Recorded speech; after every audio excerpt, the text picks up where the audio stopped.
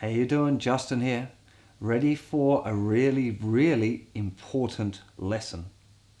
Now what we're going to learn today is a thing called forcing the changes, and it's something that I wish I'd got shown when I was learning to play chords on guitar, because I spent ages struggling with this, and it's something that I kind of did out of frustration once with one of my students who just couldn't seem to get the rhythm right, and I made them keep going, and somehow I managed to force them into doing their chord changes faster, and it worked. So what I'm going to do is share with you how to do that, and it can be a little bit tricky, but it's something that if you're really determined and you make yourself go through this, you'll suddenly make that transition of being able to play your chords evenly, not stop while you have to change chords. And that's the point when we can start looking at adding your rhythm guitar to your chords, and it'll make sense. So up until now, if maybe you've been experimenting and trying to add some rhythm guitar anyway, hopefully you haven't, because if you haven't, it'll make this stage really effective. So what we're going to do, and let me explain a little bit about it. I'm going to pick two chords first of all, and it's going to be D to E. And what we're going to be doing is we're going to be playing one bar of D and then one bar of E and then back to D again.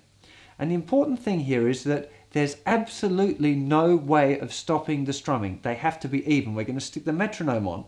And what's important here is we don't want to have 4 strums on D. 1, 2, 3, 4. Stop, change, 1, 2, 3, 4. That's absolutely not going to happen.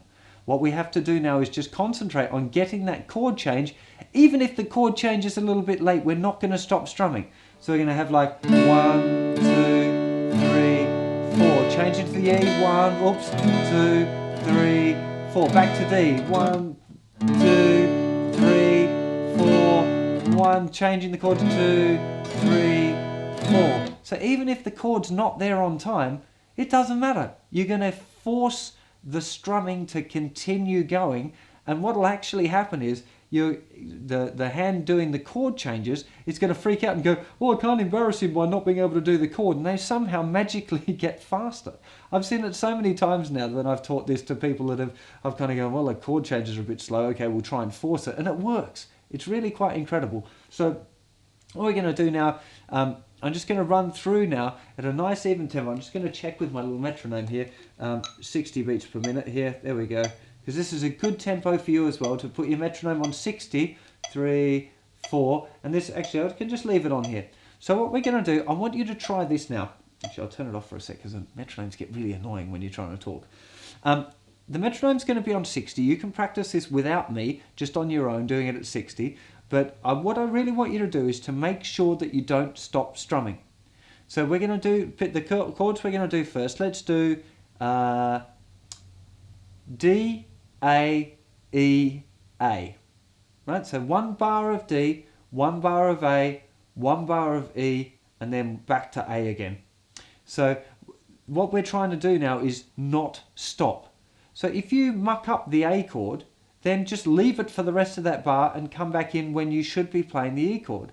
But really, you should be able to do it. By now, you should be able to make those changes at this speed and be able, maybe you missed the first bit of the chord, right? The first drum's not quite as clear. And what you'll learn is that you can kind of manipulate your fingers a bit. Once you've got it roughly to the right spot, you might find during beat 1 and beat 2, you're kind of twiddling your fingers and moving them a little bit, trying to get them into just the right space, because they should be roughly in the right space now. So let's try that. Here we go. There's the metronome at 60. So we're going D, A, E, A. Here we go. 3, 4. D, 2, 3. Now change it to A. 1, 2, 3, 4. Change it to E. 1, 2, 3, 4. Back to A. 1, 2, 3, 4. Back to D. 1, 2, 3, 4. Change it back to A. 2, 3, 4. And back to E. 2, 3, 4. And back to A. 2, 3, 4. And so on. Now the idea here is to not worry if the chord gets slightly muddled up or one of the fingers is on the wrong string. The key here is making sure you don't stop. And the reason is, once we develop a strumming pattern, like we're going to do in the next lesson, where we might be doing like down, down, down, up, or whatever, we want to make sure that we can continue that pattern going over and over again without stopping. because we don't want to train your strumming hand that it's okay to stop, because it isn't.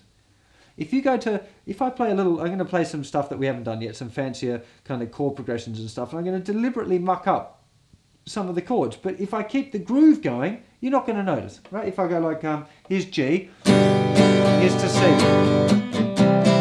to D, back to C, back to G, C, D, back to C. Didn't sound bad, right? It kind of sounded a bit obvious that maybe I didn't get the chords there straight away, but compare that to this.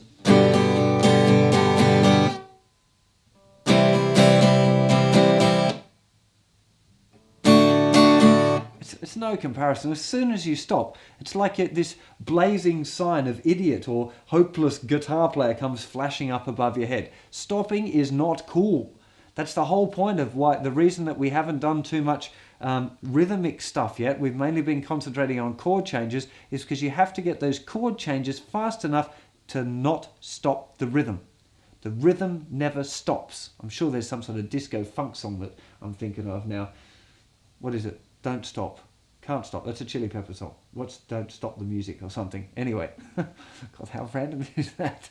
Anyway, hopefully you've got the idea here. This is forcing changes. So what I'm going to do, just on the website for this lesson, I'm going to put down a few different chord progressions, which are the chord sequences that you should be working on to make sure that you don't stop the rhythm.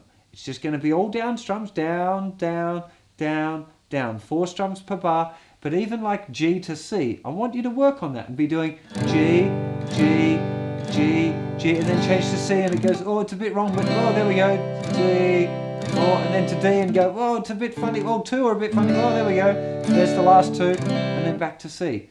Force the rhythm to keep going, because the next lesson we're going to start learning some rhythm patterns, and it's really, really, really important that you make sure that the rhythm hand never stops moving. So, have a little bit of a play around with that. I hope you get the idea. This is called forcing changes. Get hip with this, and then join me for the next lesson where we start to look at some actual groovy rhythm patterns. See you soon.